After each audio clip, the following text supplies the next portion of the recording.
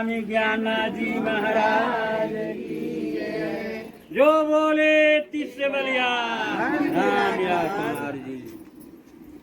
सर्वप्रथम सदगुरु भगवान के पावन श्री चरणों में अरदास करनी है, बेनती करनी है, जिनकी अपार कृपा से आज हम सबको ये ज्ञान चर्चा सुनने का सौभाग्य प्राप्त हुआ है। जो बोले तिस बलिहार परम पूजनीय सदगुरु शहंशाह बूटा सिंह जी महाराज की जय।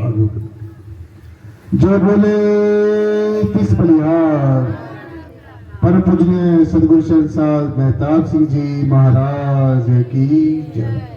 जो बोले तिस बलिहार परम पूजनीय सदगुरु शहंशाह लक्ष्मण सिंह जी महाराज की।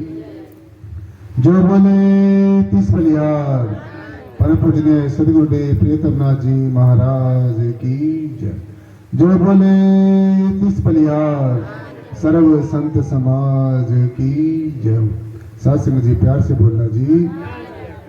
स्वामी ज्ञानाजी महाराज की जय। आदि गुरु नमस्कार निराकार श्री सतगुरु चरण ओत प्रोत परवेश। एक अनेक विस्तार रब नमस्कार बूटा चरण घट घट में परवेश। धन धन मेरे सदगुरु पूर्ण गुरु मेहताब बार बार करु वंदना नमस्कार हर बार। बार बार करु वंदना नमस्कार हर बार। आप नयाते जगत में जल मरता संसार। जग तारण को आ गए मेरे पूर्ण गुरु मेहताब। सतगुरु लक्ष्मण साहब के दरु चरण में शीस। कृपा करना सदगुरु जी दे करके आशीष। कृपा करना सदगुरु जी दे करके आशीष। सासंग जी बड़े प्यार से बोलना जी। आज का जो दिन है बहुत खुशी का दिन है सासंग जी। आज यहाँ पर बिहार में हाजीपुर में तीसरा में यहाँ पर जो ये ज्ञान चर्चा हो रही है और निराकारी जागृति मिशन जिसका ये बैनर मेरे पीछे पढ़ रहे हो, ये मिशन सासंग जी जगह जगह पर जाकर ये छोटे छोटे शिविर लगाकर ये सत्संग के माध्यम से इस ब्रह्म ज्ञान की जो चर्चा है, जो मुहिम है, वो जन जन तक पहुंचाने का अर्थ का प्रयास कर रहा है। सो आज अनेकों नामों से, अनेकों तौर तरीकों से परमेश्वर की चर्चा हो रही है। हमारी जो भारत की संस्कृति है उसमें अनेकों धार्मिक कृत्य किए जाते हैं और जितने भी धार्मिक कृत्य हैं, चाहे वो कोई भी धार्मिक कृत्य है सासंग जी, वो भक्ति का एक श्रृंगार है। हमने किसी चीज का खंडन मंडन नहीं करना चाहिए। जैसे अभी हम सुन रहे थे भी ऐसे करने से परमात्मा नहीं मिलता है, ऐसा करने से परमात्मा नहीं मिलता है, तिलक लगाने से परमात्मा नहीं मिलता है, या और ऐसी वेशभूषा पहनने से परमात्मा नहीं मिलता है। तो हमने इन बातों की तरफ अपना ज्यादा ध्यान नहीं देना चाहिए। परमात्मा तो हमें मिला ही मिलाया है, परमात्मा हमें पहले ही प्राप्त है। क्योंकि जब ब्रह्म का ज्ञान हो जाता है, हम अपने आप से रूबरू हो जाते हैं, अपने मूल को पहचान लेते हैं, अपने परिचय से हम परिचित हो जाते हैं, तो फिर इन बातों का कोई मायने नहीं रखती। हमने सीधे ही जो फोकस है अपने ब्रह्म ज्ञान के ऊपर करना है। ब्रह्म ज्ञानी की जो दृष्टि है वो सम दृष्टि हो जाती है। वेदों शास्त्रों ग्रंथों में अनेकों बातें कही गई हैं, ऐसे करने से भगवान नहीं मिलता, ऐसे करने से परमात्मा नहीं मिलता। तो हमने किसी की कॉपी नहीं करनी है। हमारे सदगुरु ने हमें विरोधाभास तो करना बताया ही नहीं है। तो इसलिए हमने दाएं बाएं की इधर उधर की ली गई जो जानकारियां हैं उनके ऊपर निर्भर नहीं होना है। हमने निर्भर होना है अपने अनुभव के ऊपर, अपने एहसास के ऊपर, अपनी जो हमें सदगुरु ने ज्ञान दिया है उसका जो हम अभ्यास करते हैं उसके ऊपर। सो इसलिए इसको बताओ जरा, ढोलक मास्टर किधर गया? सो हमने अपने अनुभव के ऊपर होना है साथ संगत जी। सकलदीप जी इधर उधर से जो ली गई हमारी जानकारियां हैं उनके ऊपर हमें निर्भर नहीं होना है। जो दाएं बाएं से ली गई जो जानकारियां हैं, जो इधर उधर से हमने इकट्ठी करके जानकारियां ली हुई हैं, वो ज्यादा देर तक हमारे काम नहीं आती हैं। जब भी आपके काम आएगा, जब भी आपके जीवन में रूपांतरण होगा, जब भी आपके जीवन का बाहर का और अंदर का रूपांतरण होगा, तो वो अपने ही अनुभव से होगा, अपने ही अभ्यास से होगा, अपने ही करने से होगा। ज्यादा जरूरी है, क्योंकि ऐसा देखने में आता है कि ये जो ज्ञान है, अगर इसके साथ ध्यान ना हो, इसके साथ साधना ना हो, तो वो ज्ञान अहंकार का कारण बन जाता है। ये बात हमने अच्छी तरीके से नोट कर लेनी चाहिए। और तभी हम कहते हैं कि मुझे ज्ञान हो गया है, अमुक इंसान को ज्ञान नहीं हुआ, मैं तो निराकारी बन गया हूं, तो संसारी है। तो ये भी एक सूक्ष्म रूप से अहंकार है। सो ज्ञान लेने के बाद में ये बात हमने अच्छी तरीके से अपने जीवन में नोट करनी है। इसी के सहारे नहीं बैठे रहना कि बस हमने निराकार को देख लिया। देखने से कुछ नहीं होता। आप मुझे सारी जिंदगी देखते रहो, मैं आपको सारी जिंदगी देखता रहूं, डॉक्टर को आप सारी जिंदगी देखते रहो, जब तक उसकी दी गई जो औषधि है वो हमें समय अनुसार इस्तेमाल नहीं करेंगे, तो तब तक चाहे सारी जिंदगी आप डॉक्टर के पीछे घूमते रहो, सारी जिंदगी उसकी दी गई दवाई को जेब में डाल के घूमते रहो, तो कुछ भी होने वाला नहीं है। तो इसलिए हमने सचेत रहना है। हमने इस सहारे पे नहीं बैठे रहना है कि बस हमने भगवान को देख लिया है, हमने निराकार को देख लिया है। सो ज्ञान के साथ साथ में ध्यान का होना बहुत ज्यादा जरूरी है, अति जरूरी है, बहुत ही ज्यादा जरूरी है। ज्ञान और ध्यान हमारी आत्मा की दो आंखें हैं। अगर आपने ज्ञान ले लिया तो ये समझो आपकी अभी एक आंख खुली है। ज्ञान लेने से एक आंख खुली है, अभी ध्यान करने वाली आंख बंद है। तो अगर जैसे दो आंखें होती हैं, एक आंख के ऊपर हाथ रख लिया जाए और दूसरी आंख से हम देखें, तो जिस भी चीज को देखेंगे वो अच्छी तरीके से हमें नहीं दिख सकेगी। तो हमने ये भली बात ये समझना है कि हमारी ज्ञान की आंख तो अब खुल गई है, हमारी ध्यान की आंख भी खुलनी चाहिए। जब आपकी ध्यान की आंख खुल जाएगी, आपकी दोनों आंखें खुल जाएंगी, आत्मा की दोनों आंखें खुल जाएंगी। वैसे आत्मा की कोई आंख नहीं होती, आत्मा तो निर्गुण है, निराकार है। जैसे निराकार ब्रह्म है, ऐसे इसका अंश आत्मा भी निराकार स्वरूप है। परंतु समझने और समझाने के लिए कहा जाता है कि हमारी आत्मा की दो आंखें होती हैं, एक ज्ञान और दूसरा ध्यान। ये जो ज्ञान है ये ध्यान के बिना टिक ही नहीं सकता। तो अगर आपके जीवन में ध्यान अभी तक घटित नहीं हुआ है, ध्यान साधना अगर हमारे जीवन में नहीं हुई, तो आज से ही, अभी से ही और यहीं से ही हमने संकल्प लेकर आज जाना है कि हमने, जैसे जब हमें भूख लगती है, मैं सीधी सीधी बातें आपको इसलिए साथ संगत जी बता रहा हूं, वेदों शास्त्रों की वाणी आप अपने घर में पढ़ सकते हैं। सत्संग में आकर सीधा सीधा हमने विचार समझना है। सत्संग से हमें यही प्रेरणा मिलती है। और जो हमारे संत महापुरुष हैं, जो हमारे सदगुरु हैं, जो हमारे समय समय के अनुसार आए हुए जो रहबर हैं, चाहे वो कोई भी युग रहा है, हर एक युग में संत महापुरुष इस धरा के ऊपर आते रहते हैं और हम जैसे भोले भटके जीवों को सद्मार्ग पर चलने की प्रेरणा देते रहते हैं। सो साधना और साधना के साथ में आराधना, आर्त भाव से परमेश्वर को पुकारना है। एक तो हम स्वार्थ भाव से पुकारते हैं, जब हमारा स्वार्थ होता है क्यों करनी चाहिए, भक्ति हमने किसकी करनी चाहिए, भक्ति करने से हमें क्या मिलेगा। सो ये बातें पहले समझनी बहुत ज्यादा जरूरी है।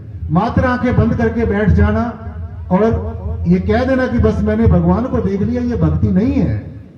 ये तो अभी भक्ति की आपकी शुरुआत हुई है। ये तो भक्ति पर चलने की सदगुरु ने आपको इशारा किया है। ये तो अभी आपका स्कूल में एडमिशन हुआ है। अभी तो आपने बहुत पेपर पास करने हैं, बहुत चुनौतियां पास करनी है, बहुत कसौटियों भी अपने आप को कसकर देखना है। और जब आप ध्यान साधना करोगे तो आपके जीवन में साथ संगत जी वो बातें घटनी चाहिए जो हमारे संतों महापुरुषों ने अपनी पावन वाणी में जो दर्शाई है। अभी आपने बाहरी बार देखा है परमेश्वर को, अपने अंदर भी देखना है, तभी आपको पता चलेगा। आप घर के बाहर खड़े होकर बाहर की चीजों को तो देख रहे हैं, आप कह सकते हैं मुझे ये चीजें दिख रही हैं, अभी आप घर के अंदर तो गए ही नहीं है। तो जब तक आप अपने घर के अंदर नहीं गए, आपके घर के अंदर क्या कुछ रखा है, तो तब तक आप कह ही नहीं सकते कि हम अंतर्मुखी हो गए, हमारे अंदर परमात्मा है। हम कह देते हैं ये निराकार बाहर भी है, अंदर भी है, दाएं भी है, बाएं भी है, आगे भी है, ऊपर भी है, नीचे भी है, सब जगह है। ये उन संतों महापुरुषों का कहना है जिन्होंने पहले परमेश्वर को खुली आंखों से देखा, बाहर देखा। ध्यान से सुनना है, ये भ्रम में नहीं रहना है, भ्रम को पाल के नहीं जेब में डाल के घूमते रहना है। और आज ज्यादातर ऐसा ही हो रहा है। तो ये उन संतों ने कहा है जिन्होंने परमेश्वर को देखा है, देखकर फिर अंतर्मुखी होकर अनुभव किया है, एहसास किया है, रियलाइजेशन की है। अभी हमने बाहर बाहर देखा है तो हम ये कह ही नहीं सकते भी परमात्मा हमारे अंदर भी है। ये हम तब कह सकेंगे जब हम अपने संतों महापुरुषों की तरह अपने अंतर्मुखी होकर अंतर्मुखी साधना करेंगे, ध्यान साधना करेंगे, मेडिटेशन करेंगे, योग साधना करेंगे। तो इसलिए ये बात आज हमने यहां से सीख के जानी है, यही सीख लेके जानी है। और निराकारी जागृति मिशन इस बात के ऊपर बहुत जोर देता है कि ज्ञान लेने के बाद में आपने ध्यान करना बहुत ज्यादा जरूरी है। अब ध्यान करना कैसे है, ये भी एक युक्ति है। मात्र आंखें बंद करके बैठ जाना कोई जरूरी नहीं है कि आप किसी ध्यान कर रहे हो सकता है आप किसी के बारे में अच्छा बुरा ही सोच रहे हो आंखें बंद करके। तो मात्र आंखें बंद करके बैठ जाना ये साधना नहीं है। अब आंखें बंद करके हमने कहां पर ध्यान करना है, कैसे ध्यान करना है, जब हम अपने अंतर्मुखी होंगे। क्योंकि बाहरमुखी और अंतर्मुखी दोनों तरह की यात्रा जब तुम्हारी पूरी नहीं होगी तो आप अपनी मंजिल तक नहीं पहुंच सकेंगे। तो इसलिए अब बाहर बाहर देखा है, अभी आपकी एक आंख खुली है, अभी ज्ञान खुला है, अभी ध्यान भी खुलना है, अभी आपकी सूरत भी खुलनी है, अभी आपकी नीरद भी खुलनी है, अभी आपकी सुनने वाली शक्ति भी खुलनी है, अभी आपकी देखने वाली शक्ति भी खुलनी है। तो जब तक सूरत और नीरद दोनों नहीं खुलेंगी, जब तक ज्ञान और ध्यान की कसौटी पर हम पूरे नहीं उतरेंगे, और जब ध्यान करते हुए वो हमारे अंतर में जो जगत है, आंतरिक जो जगत है, सूक्ष्म जो जगत है, आत्मिक जो जगत है, जब तक हम उस जगत में प्रवेश नहीं करेंगे, और जो हमारे संतों महापुरुषों ने हमें बताया है कि जब हम अपने अंतर्मुखी होंगे, हमें अपने अंतर में प्रकाश का दर्शन होगा, हमें अपने अंतर में ज्योति स्वरूप परमेश्वर का दर्शन होगा, हमें अपने अंतर में अनाहत शब्द सुनना शुरू होगा, धुनात्मक नाम सुनना शुरू होगा, शब्द धुन सुननी शुरू होगी। और आपने अच्छी तरीके से नोट कर लेना चाहिए, जब तक आपके अंदर में धुनात्मक नाम प्रकट नहीं होता है, जब तक आपको शब्द धुन नहीं सुनती है, जब तक आपको अनाहत शब्द नहीं सुनता है, जब तक आप अपने अंतर में प्रवेश करके प्रकाश स्वरूप परमेश्वर का आत्म स्वरूप परमात्मा का दर्शन नहीं कर लेते हैं, तो तब तक ये बाहर निराकार निराकार करने से कुछ बनने वाला नहीं है। ये अच्छे तरीके से हमने नोट करना है। आज हम खुश किस लिए हो जाते हैं? बस हमने परमात्मा को देख लिया है, अब कुछ करने की जरूरत नहीं है। ज्यादातर हम इसी बात के ऊपर बैठे रहते हैं और देखने में ऐसा ही आता है साथ संगत जी कि ये ज्ञान लेने के बाद में इंसान पहले तो कुछ करता भी होगा, शायद ज्ञान लेने से पहले तो कुछ ना कुछ वो करता भी होगा, लेकिन ये ज्ञान लेने से बाद में वो अगर कतराता है तो ध्यान साधना से ही कतराता है। बस गुरु ने बाहर दिखा दिया है, अब गुरु जाने या वो जाने, मेरी ड्यूटी खत्म हो गई है। तो ऐसा नहीं है। अगर हम ऐसा मान के चल रहे हैं तो हम अपने आप को भी धोखा दे रहे हैं, अपने सदगुरु को भी धोखा दे रहे हैं और परमेश्वर को भी धोखा दे रहे हैं। और ऐसा जीव ऐसे तरीके से अपना जीवन यापन करने वाला इंसान अपनी मंजिल मकसूदा पर नहीं पहुंच सकेगा। इसलिए ज्ञान के साथ साथ में ध्यान का होना बहुत ज्यादा जरूरी है। सूर्य और निरत का खुलना हमारे जीवन में बहुत ज्यादा जरूरी है। तो सबसे पहली और सबसे अंतिम हमारे जीवन की जो रिक्वायरमेंट है, जो जरूरत है साथ संगत जी, हमारे जीवन में सदगुरु आत्मदर्शी होना चाहिए, ब्रह्मवेता होना चाहिए, तत्ववेता होना चाहिए। जो परमेश्वर को जिसने देखा है वही हमें दिखा सकता है, जिसने जाना है वही हमें जना सकता है, जिसने परमेश्वर की पहचान किया वही हमें पहचान करा सकता है। तो सबसे पहली हमारे जीवन की जरूरत हमारा सदगुरु तत्वदर्शी हो, ब्रह्मवेता हो, ब्रह्म ज्ञानी हो और समय का हाकम हो, समय का सदगुरु होना चाहिए। क्योंकि जो सदगुरु पहले आकर यहाँ पर चले गए, अपना पाठ पढ़ाकर चले गए हैं, वो अब इस हमारे सामने वापस नहीं आएंगे। अगर हम यही सोचकर बैठे रहे कि राम फिर आएगा, वही तीर और तरकस उठाकर आएगा, तो अब राम तीर और तरकस उठाकर आपके सामने नहीं आएगा। अगर हम ये सोचते रहे कि भगवान कृष्ण भी वही बांसुरी बजाते हुए हमारे पास आएंगे, अब भगवान कृष्ण बांसुरी बजाने के तो वो आपके पास नहीं आएगा। अगर हम सोचते रहे कि पहले वाला वही गुरु आएगा जो ऐसी पगड़ी बांधता था, ऐसे कपड़े पहनता था, ऐसी वाणी बोलता था, ऐसे हमें समझाता था, तो अब वो रूप नहीं आएगा। अब वो सब रूप लेकर आपके सामने परमेश्वर नहीं आएगा। क्योंकि ये ब्रह्म की परब्रह्म निर्गुणाकार सर्वाधार विश्वाधार परम तत्व की एक विडंबना रही है कि जिस रूप में एक बार आ गया है उस रूप में दोबारा से ये नहीं आता है। क्योंकि जो सदगुरु होता है वो समय के अनुसार आता है, समय की धारा को लेकर आता है। तो हमने जो पुराने फैशन है वही उठा के नहीं घूमना है, जो पुराने हमारे मन मुटाव हैं वही लेकर नहीं घूमना है, जो हमारे मनों के अंदर जो मन के भेद हैं, जो मतों और मतांतरों के भेद हैं, वो उठाते नहीं घूमना है। कितने जीव के मन में भेद हैं, वेशभूषाओं के भेद हैं। ये गुरु ऐसे वस्त्र पहनता है, दूसरा गुरु ऐसे वेशभूषा पहनता है, ये सदगुरु ऐसे बोलता है, दूसरा सदगुरु ऐसे बोलता था। ये भेद है, ये भ्रम है। पहला सदगुरु हमारे ऐसे आता था, आपका सदगुरु हमारे घर में ऐसे आता है, ये भी भ्रम है। पहला सदगुरु हमें ऐसे बुलाता था, ये वाला सदगुरु अब हमें ऐसे बुलाता ही नहीं है, ये भी भ्रम है। ये जातियों के भ्रम है, धर्मों के भ्रम है, वर्णों के भ्रम है, मिशनों के भ्रम है। मेरा मिशन बड़ा है, मेरा सदगुरु बड़ा है। अरे सदगुरु कोई बड़ा छोटा थोड़ी होता है, सदगुरु तो सदगुरु होता है।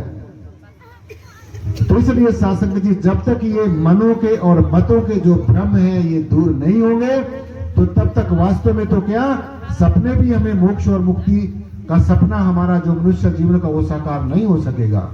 मैं आपको मीठी मीठी बातें इसलिए नहीं सुना रहा हूं क्योंकि मीठी मीठी बातें सुनने से ये भ्रम दूर नहीं होगा।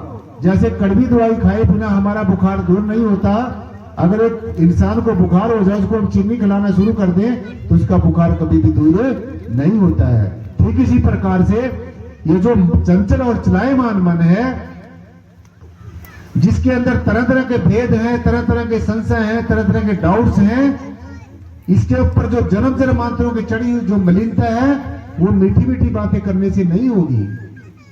इसको हमने कसौटी पर कस कर देखना है। और जब तक हम कसौटी पर अपने मन को नहीं कसेंगे, जब तक हम अपने